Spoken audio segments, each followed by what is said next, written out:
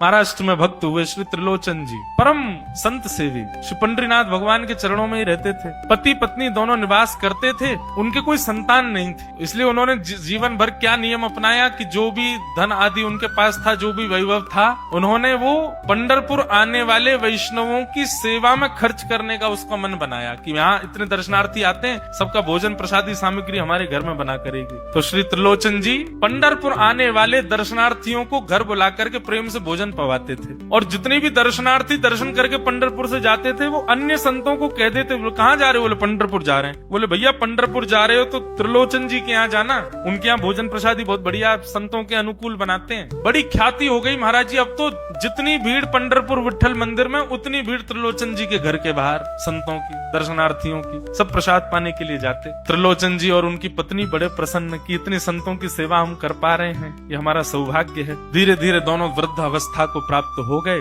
दोनों वृद्ध हो गए तो अब इतनी सामग्री बना नहीं पाते, कोई सेवक नहीं था, स्वयं बनाते थे पति पत्नी मिलकर के। अब तो ऐसा हो जाता कभी कभी दाल लग जाती, जल जाती, रोटियां सेकते तो रोटियां जल जाती। वृद्ध अवस्था, थक भी गए थे बहुत ज्यादा, तो प्रसाद पवाते तो थे, संत जन बेचारे प्रेम से स्वीकार तो करते, पर अब स्वाद नहीं होता था तो बेचारे जैसा था उसको पाते, थोड़ा बहुत पा करके चले जाते। धीरे धीरे संतों का आगमन अब कम होने लगा। त्रिलोचन जी इस बात से बड़े परेशान हो गए, बोले भैया संत हमारे घर से आना बंद हो गए, हम क्या करें? त्रिलोचन जी ने बाहर लिख दिया कि भाई संत सेवा के लिए सेवक की आवश्यकता है, यदि कोई सेवा भावी सेवा करना चाहता है तो भीतर आके संपर्क करे। अब ये बोर्ड पढ़ लिया हमारे श्री पंडरीनाथ भगवान ने, और श्री विठल भगवान एक छोटे से बालक का रूप धारण करके त्रिलोचन जी के यहाँ पहुँच गए। त्रिलोचन जी के यहाँ पहुँचे, त्रिलोचन जी बैठे थे, बोले साहब जी आपने बाहर लिख रखा है संत सेवा के लिए यदि कोई इच्छुक हो तो भीतर आके संपर्क करे, मुझे सेवा करनी है। त्रिलोचन जी और उनकी पत्नी देखे, बोले कितना छोटा सा बालक है, कितना प्यारा है,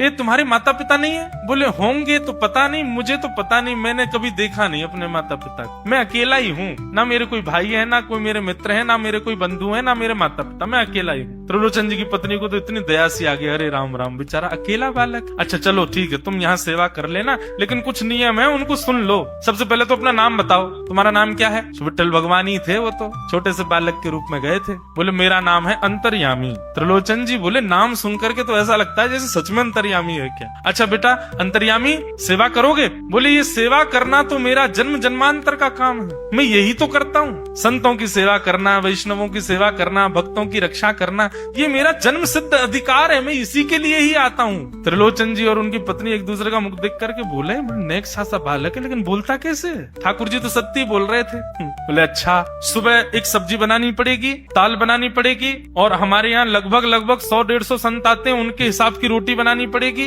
और सब बेटा तुमको करना पड़ेगा, हम थोड़ा बहुत सहायता कर देंगे, हमसे ज्यादा बनता नहीं है, तुमको ही सब सिद्ध करना पड़ेगा। अंतर्यामी भगवान बोले बिल्कुल निश्चिंत रहो, हम खीर भी बनाएंगे, हम रबड़ी भी बनाएंगे, हम रायता भी बना दिया करेंगे, हम 2-4 सब्जी और बना दिया करेंगे। त्रिलोचन जी बोले नेक सा बालक, सब जानते हो तुम? बोले हाँ हमको सब आता है, दुनिया का कोई काम नहीं जो हमको नहीं आता हो, और सुनिए झाड़ू पोछा बर्तन भी कर देंगे हम। त्रिलोचन जी तो बड़े खुश हो गए, बहुत बढ़िया सेवक मिला यार, ये तो सब काम करता है। लेकिन भगवान बोले लेकिन अब हमारी शर्त सुनो। त्रिलोचन जी बोले तुम्हारी भी शर्त है? बोले हाँ। क्या शर्त है भैया? बोले हमारी पहली शर्त ये है कि हम दुनिया को बना के खिलाएंगे, लेकिन हमको आपको बना के खिलाना पड़ेगा, हम अपने हाथ का बना नहीं पाते। ठाकुर जी बोले हम सारे संतों को बना के पवाएंगे, लेकिन हम अपने हाथ का बना नहीं पाते, आपको हमारे लिए बनाना पड़ेगा। त्रिलोचन जी की पत्नी बोली छोटा सा बालक, इसका आधे हाथ का तो इसका पेट है, एक रोटी में झिक जाएगा ये, इसके लिए मैं बना दिया करूंगा। ठीक है लला तू बिल्कुल चिंता मत करो, तुम्हारे लिए भोजन हम बना दिया करेंगे। हमारी एक शर्त और सुन लीजिए। बोले क्या? हम कितना भी खाएं हमको टोकना नहीं कभी, कि इतना क्यों खा रहे हो? त्रिलोचन जी बोले भैया हम क्यों टोकेंगे, तुम बढ़िया 2-3 रोटी खा लिया करना।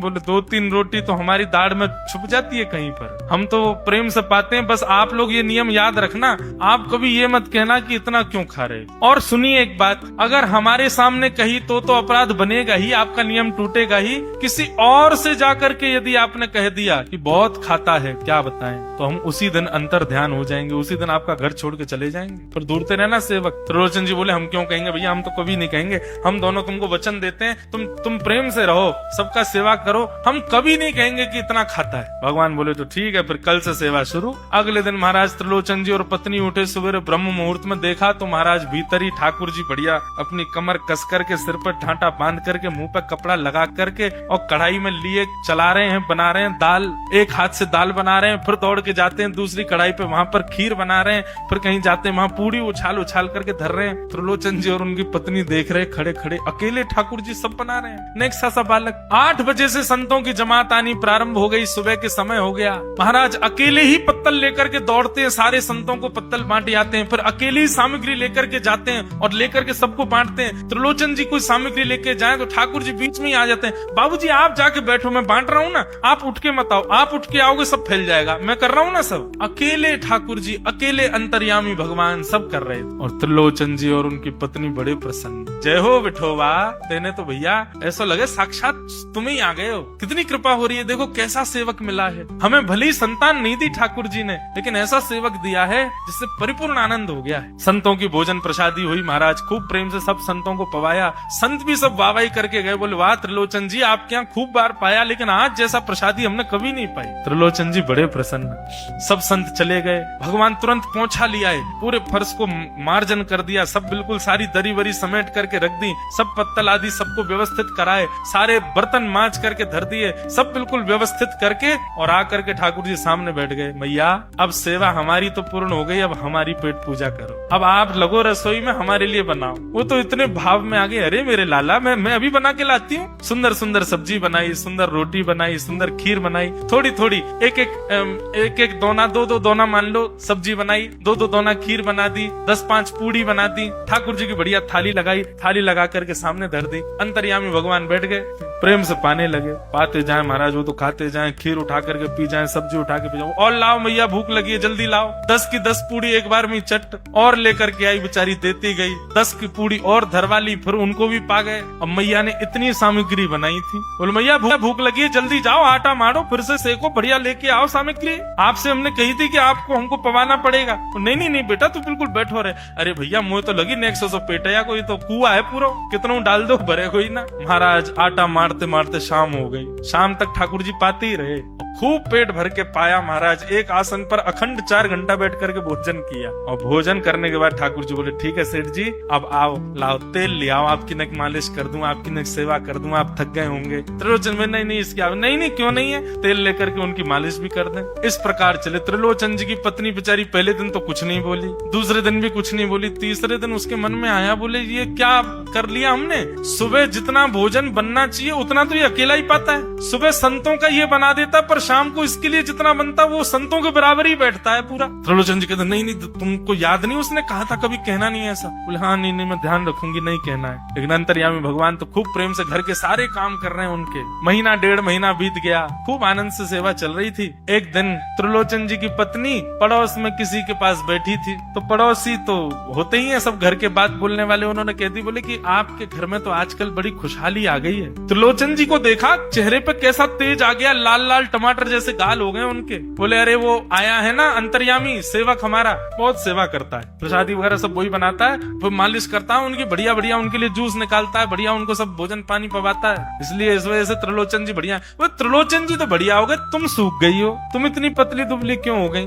मेरा दुख कौन जाने। वो सबकी सेवा करता है पर अपनी सेवा मुझसे करवाता है। अरे छोटा सा तो है, ऐसे मटक मटक के जाता है सब्जी लेने, हम तो उसको देखने के लिए खड़े रहते बाहर, कैसे बढ़िया लगता है। कई लोग तो देखने ही आते हैं उसको कि कैसे सब्जी परोस रहा है, कैसे पूड़ी परोस रहा है, कितना सुंदर लगता है। छोटा सा तो है, उसकी क्या सेवा करनी पड़ती है। अरे बहन तुम क्या जानो, 2, 4, 5, 10 किलो आटे की कब कब में रोटियां पूड़ियां खा जाता है चपेट करके, कोई पता नहीं चलती, पेट है कुआ है समुद्र क्या है पता नहीं चलता है, इतना खाता है इतना खाता है इतना खाता है। 4 घंटे की समाधि पर बैठता है एक साथ, थाली नहीं थाल लगाना पड़ता है उसके लिए, इतना खाता है। जैसे ही कहा इतना खाता है, ठाकुर जी अंतर ध्यान हो गए। शाम का समय, त्रिलोचन जी ने बुलाया, अंतर्यामी ओ बेटा अंतर्यामी कहाँ हो, जल्दी आओ, चलो शाम हो गई है, थोड़ी देर बैठे कुछ सत्संग करें कीर्तन करें। अंतर्यामी नहीं आए, पूरे घर में खोज लिया ठाकुर जी नहीं मिले, रसोई घर में खोज लिया ठाकुर जी नहीं मिले, पड़ोसियों से पूछ लिया नहीं मिले, सब्जी मंडी देख आए ठाकुर जी नहीं मिले, पूरा पंढरपुर देख लिया लेकिन ठाकुर जी नहीं मिले, सब जगह खोज लिया ठाकुर जी नहीं मिले। त्रिलोचन जी बड़े उदास हो गए, पत्नी से कहने लगे पता नहीं कहाँ चला गया,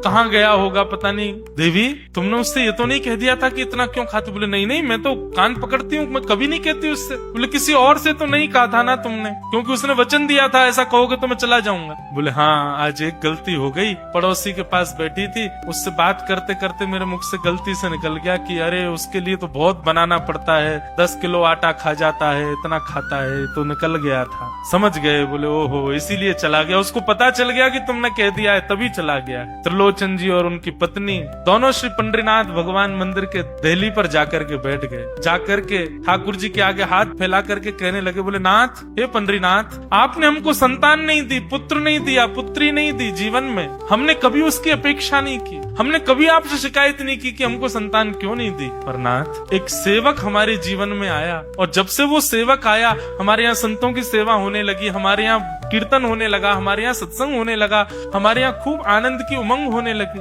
उस सेवक ने हमको आपसे और प्रेम करवा दिया। ठाकुर जी, हम आज आपसे दोनों भीख मांग रहे हैं, हमें कुछ मत दीजिए, आप भी मत मिलिए हमको इस जन्म में, लेकिन हमारे उस सेवक अंतर्यामी को हमको वापस कर दीजिए भगवान, वो जहाँ कहीं भी हो उसको वापस भेज दो हमारे पास। ऐसा कह करके रुदन करने लगे, नेत्रों से आंसू गिरने लगे, चरणों में प्रणाम करके श्री पंडरीनाथ भगवान को रुदन करने लगे। त्रिलोचन जी और उनकी पत्नी, इतने में ही स्वर सुनाई दिया, बाबूजी। अंतर्यामी का स्वर सुनते ही पीछे मुड़ करके देखा तो पीछे तो कोई दिखा नहीं। अरे इधर देखिए, पीछे कहाँ देख रहे हैं? वापस से पंडरीनाथ भगवान की ओर देखा तो श्री पंडरीनाथ भगवान की जगह ही अंतर्यामी बालक खड़ा हुआ है, सामने खड़े होकर के उनको आशीष दे रहा है। त्रिलोचन जी तो भाव विह्वल हो गए, बोले कैसी कृपा नाथ आपकी। बोले आप ही थे क्या? बोले तो इतनी अच्छी संत सेवा, इतनी अच्छी खीर, इतनी अच्छी पूड़ी, इतनी अच्छी सब्जी, और आपकी जो सेवा, और इतने अच्छे अच्छे सत्संग कीर्तन, ये मेरे अलावा कौन कर सकता है? संतों की सेवा तो मैं ही करता हूँ ना। आपने संत सेवा के लिए सेवक मांगा था, इसलिए मैं ही आपके यहाँ चल करके आ गया। और श्री त्रिलोचन जी पर अद्भुत कृपा करके भगवान ने उनको कृतार्थ। बोलो भक्त वत्सल भगवान की।